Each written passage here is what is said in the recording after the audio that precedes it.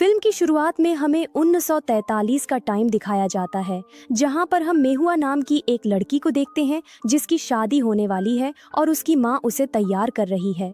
फिर अगले दिन उसकी शादी मेहुआ के ही दोस्त से हो रही थी। दोनों तैयार होकर आ जाते हैं और बहुत ज्यादा खुश नजर आ रहे हैं। उनकी शादी अभी हुई ही थी कि तभी मेहुआ पीछे देखती है और उसकी हालत बहुत खराब हो गई। अब उसके साथ क्या हुआ था, यही इस मूवी का राज है जो हम आगे जानेंगे।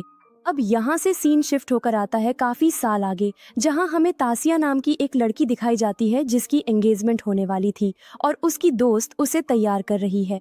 तभी उसका दूसरा दोस्त भी आकर उसकी तस्वीरें बनाने लगता है, क्योंकि वो एक फोटोग्राफर था।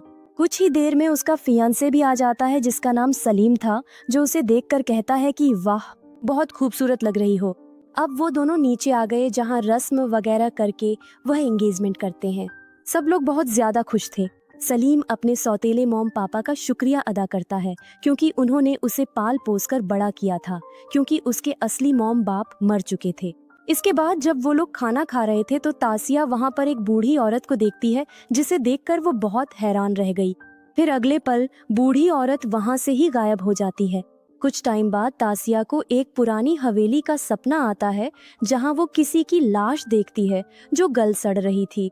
उसके अंदर से एक तितली बाहर निकलती है। जब तासिया होश में आई तो देखती है कि वो एक होटल में बैठी हुई है। सलीम उससे पूछता है कि आखिर तुम कहाँ खो गई थी, तो वो उसे अपने सपने के बारे में बताती है कि मैंने एक पुराना घर देखा जहाँ पर मुझे एक औरत की लाश नजर आई।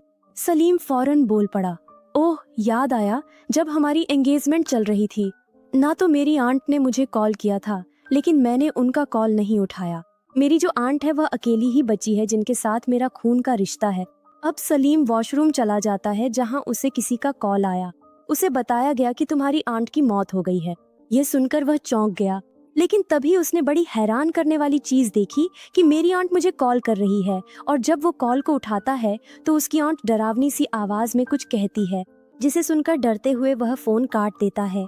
फिर वो तासिया के पास आया और उसे इस बारे में बताता है। उसने कहा कि मुझे अपने पुराने घर में जाना पड़ेगा। मेरी आंट की मौत के बाद वो घर अब मेरा हो गया है और वहां जाकर मुझे अपनी आंट का फ्यूनरल भी करना